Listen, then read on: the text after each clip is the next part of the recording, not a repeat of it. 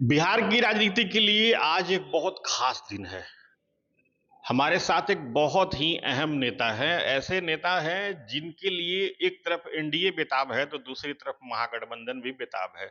जानते हैं उनसे कि रणनीति आखिर है तो क्या है, कि आखिर दोनों ही अहम गठबंधन इनके लिए क्यों बेताब है।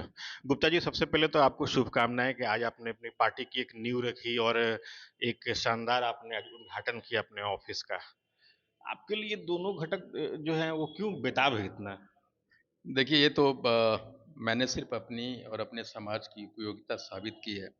एक ऐसा समाज जो अस्तित्व विहीन था, जो सिर्फ और सिर्फ 2000 जब से आज़ादी हुई है, हमारे देश को आज़ादी मिली, तब से हम लोग सिर्फ वोट देते आ रहे हैं। बनाने में, निर्माण करने में हम लोग लगे रहे।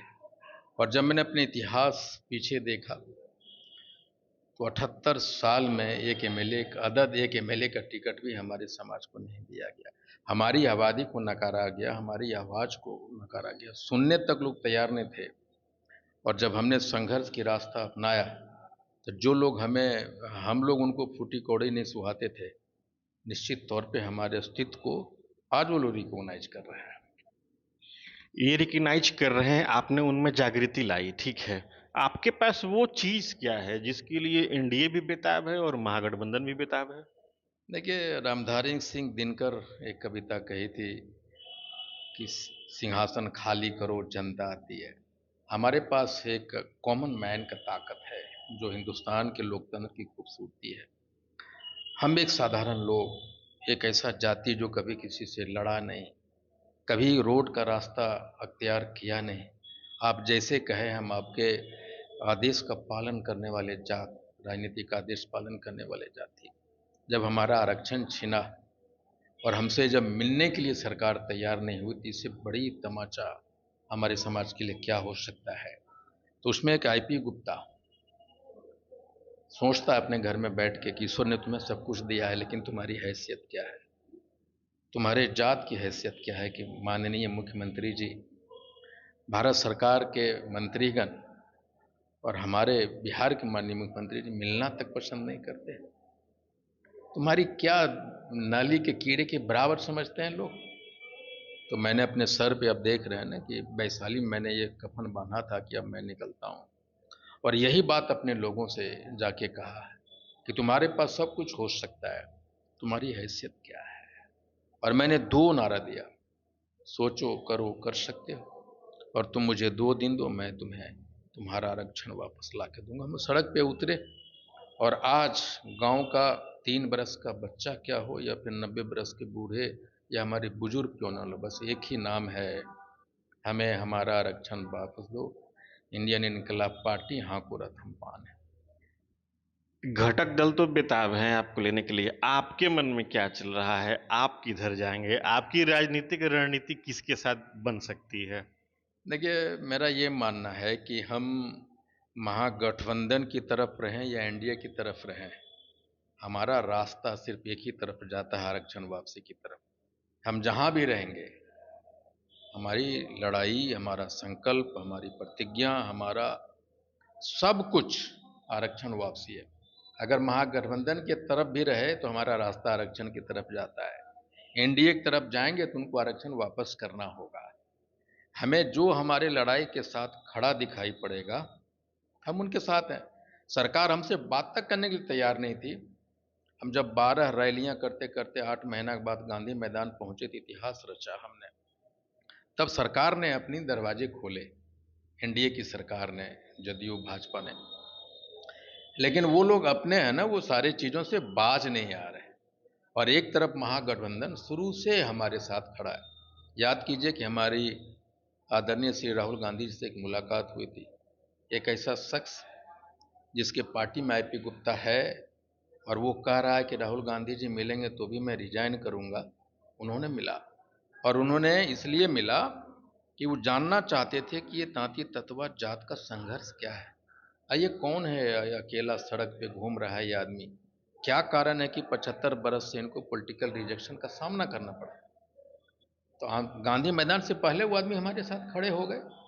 तो महागठबंधन तो शुरू से खड़ा दिखाई पड़ रहा है हमारे साथ।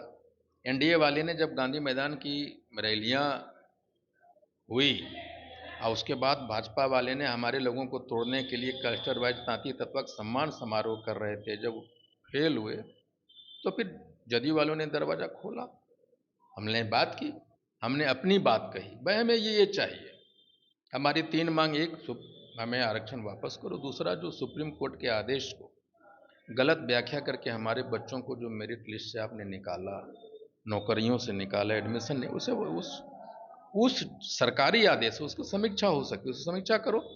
तीसरा, हमें पॉलिटिकल पार्टिसिपेशन दो, हमारे पार्टी को शामिल करो, टिकट दो। वो अभी 2 ही बात तक अटकी हुई है, रिजर्वेशन तक, और वो जो गलत व्याख्या करके नौकरियां छीनी हमारे बच्चों को, उसका समीक्षा तक, कितना सीट लेंगे, क्या करेंगे, मैं कही बात की बात है, आप पहले 2 पे चर्चा करो। महागठबंधन हो या फिर एनडीए, अगर आप किसी में भी जाते हैं तो आपकी दावेदारी कितनी सीटों की होगी? देखिए, मेरा ये मानना है कि हम बाकी का जो हम देखते हैं नेताओं का ना, कि हमें 50 सीट चाहिए, हमें 40 सीट चाहिए, ये सम्मान की बात है, मैं इसको बिल्कुल सिरे से नकारता हूँ। हमारा ये मानना है कि जिस दल में, जिस गठबंधन में आईपी गुप्ता जाए, वो लाइबिलिटीज नहीं बने गठबंधन के ऊपर, असेट बने। और दूसरा, हमारा ड्यूटी ये होता है कि हमारा जो तांती तत्वा पान का वोट है, उसको उस गठबंधन में 100% कैसे ट्रांसफ़र करा सकें।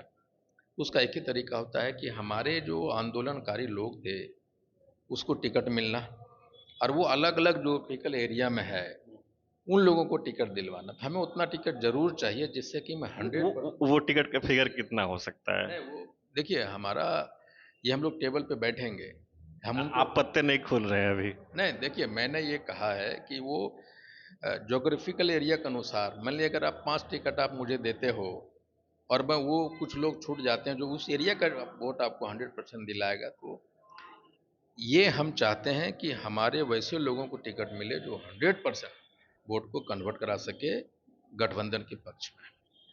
आपने कई रैलियां की, गांधी मैदान में भी रैली की, आप अभी चुनाव में चाहे जिधर भी आप जाएं, आपकी चुनावी रणनीति क्या होगी? किस तरीके से आप लोगों तक अपनी बातों को पहुंचाएंगे? देखिए, हमारी बात तो आज मैं एक पोस्ट डालूंगा, और वो हमको लगता है कि मोस्ट वायरल के डेट में आज हमारे जाति के बीच में 2 मिनट में सर्कुलेट हो जाता है कि हम क्या कहने जा रहे हैं, क्या करना है। आई जो रणनीति है, मैं पिछले 1 साल से सड़क पे हूँ ना, मैं तो एक एक गांव गिन लिया, ये गांव में कितना लोग रहता है। हमारी प्लानिंग इतनी मजबूत थी कि हमें ये भी पता था कि कौन सा गांव में कितनी महिलाएं हैं जो बस से आएगी तो वोमिटिंग करेगी, उनको बस से नहीं, उनको ट्रेन से लाना है।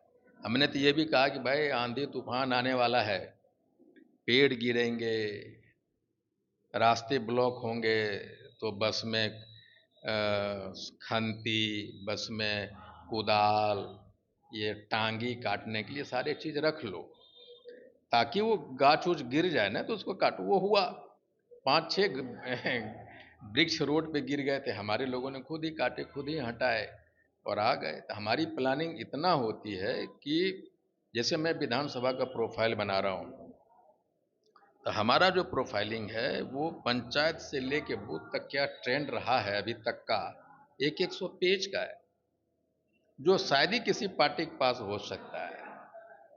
तो मैं बहुत माइन्यूटली काम करता हूँ, साइलेंटली करता हूँ। मैं किसी को है ना वो टीवी पे ये प्रचार, ये प्रसार वो नहीं करता, अचानक निकलता हूँ, पता चलता है कि वो जो खोता से बिरनी होता है ना, वो निकल गया। तो ये इतना ढोल नगाड़े टीवी, ये पलट देगा दुनिया, वो कर देगा, और जब सड़क पे आए तो पता चला कि भाई गिनने लायक लोग हैं। नीतीश जी का काम आपको बिहार में कैसा लगता है?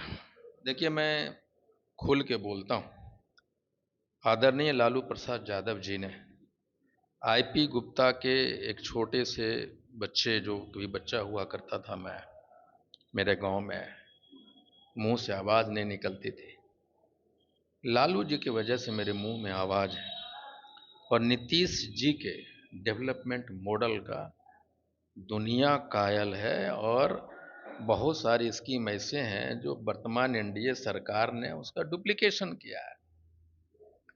तो 2 महापुरुष हैं हमारे बिहार में, एक ने सोशल जस्टिस को एक नई ऊंचाई दी, मुंह में अवार्ड दिया, सम्मान दिया।